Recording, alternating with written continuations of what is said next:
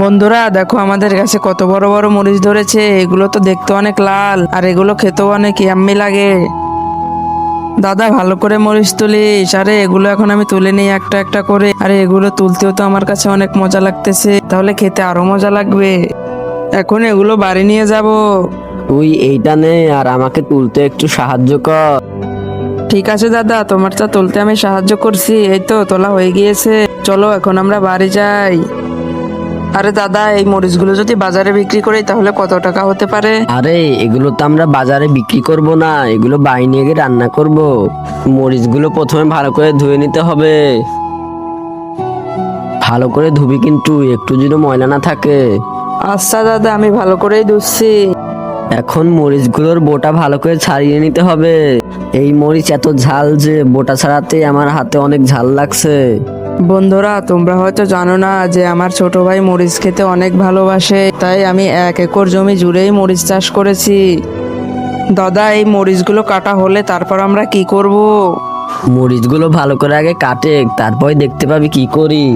দাদা তুমি মরিচগুলো কাটতে থাকো, আমার হাতে অনেক ঝাল লেগেছে, আমি হাতটা ধুয়ে আসি। এই তো মরিচগুলো কাটাও শেষ, এইবার লবণ দিয়ে ভালো করে মিশাতে হবে। মিশানো প্রায় শেষ হয়ে এলো। এই মরিচগুলো এখন উঠিয়ে গামলার মধ্যে রেখে দে। বন্ধুরা দেখো আমাদের বাড়ির পাশে কত সুন্দর দৃশ্য। এই মরিচগুলো ভালো করে মেরিনেট করার জন্য এর মধ্যে পরিমাণ মতো মশলা দিয়ে দেই। মশলা দেওয়া শেষ, এবার এখন এটা ভালো করে মিক্সার করতে হবে। অল্প দিস কেন, একটু বেশি করে মশলা দিতে পারিস না? আরে দাদা একটু দাঁড়াও, আমি দিচ্ছি। এই তো দিয়ে দিয়েছি অনেক মশলা। এগুলো ভালো করে মিক্সার করতে হবে যাতে এগুলো ভালো করে মেরিনেট হয়। এই তো এগুলো মেশানো শেষ, এখন এগুলো নিয়ে গিয়ে একটা বড় কলসের মধ্যে রাখতে হবে। এই তো দাদা আমি ধরছি, তুমি ভালো করে ঢেলে দাও। এগুলো চামচ দিয়ে উঠে এই কলসের মধ্যে ঢেলে দাও, এগুলো যেন একটু বাইরে না পড়ে।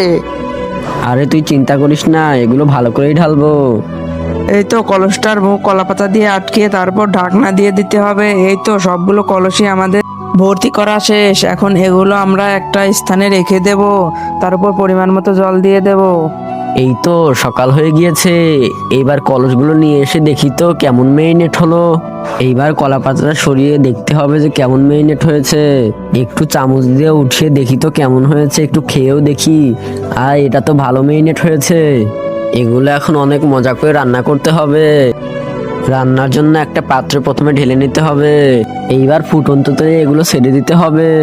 এখন মরিচগুলো ঢেলে দিতে হবে, তারপর এগুলো একটু নাড়াচাড়া করতে হবে। এই তো নাড়াচাড়া শেষ, এবার এই কষিয়ে রাখা মাংসগুলো দিয়ে দেব। মাংসগুলো দিতেই তো অনেক সুন্দর ঘ্রাণ বেরিয়েছে। এখন সকল প্রকার মশলা এবং সবজি দিয়ে ভালো করে নাড়াচাড়া করতে হবে। সবজিগুলো দিলাম যাতে এরপরে খেতে আরো বেশি মজা লাগে। এই তো রান্না শেষ, এগুলো এখন উঠিয়ে নেব। এগুলো উঠিয়ে একটা প্লেট ভর্তি করব, তারপর দুজনে মিলে মজা করে খাবো। এই ভাই দেখ, তোর জন্য মজা করে মরিচ দিয়ে মাংস রান্না করেছি, দেখ খেয়ে দেখ কেমন লাগে। আরে দাদা এগুলো দেখেই তো অনেক মজা লাগতেছে, একটু খেয়ে দেখি তো। আরে দাদা এটা খেলে তো অনেক ইয়াম্মি লাগতেছে, এত মজা করে কিভাবে রান্না করলে? অনেক মজা লাগতেছে আমার কাছে। আরে সত্যি তো বলেছিস তুই, এগুলো তো আমার কাছে অনেক ইয়াম্মি লাগতেছে। দাদা তুমি যা ইয়াম্মি করে রান্না করেছো না, আমি তো আজকে সবই খেয়ে ফেলবো। এই তো আরেক চামচ নিয়ে নেই। আরে খা খা, তোর জন্যই তো রান্না করেছি। বন্ধুরা আমরা তোমাদের জন্য অনেক কষ্ট করে ভিডিও বানাই, যারা যারা আমাদের ভিডিও দেখো অবশ্যই লাইক করে চ্যানেলটি সাবস্ক্রাইব করে দিবে।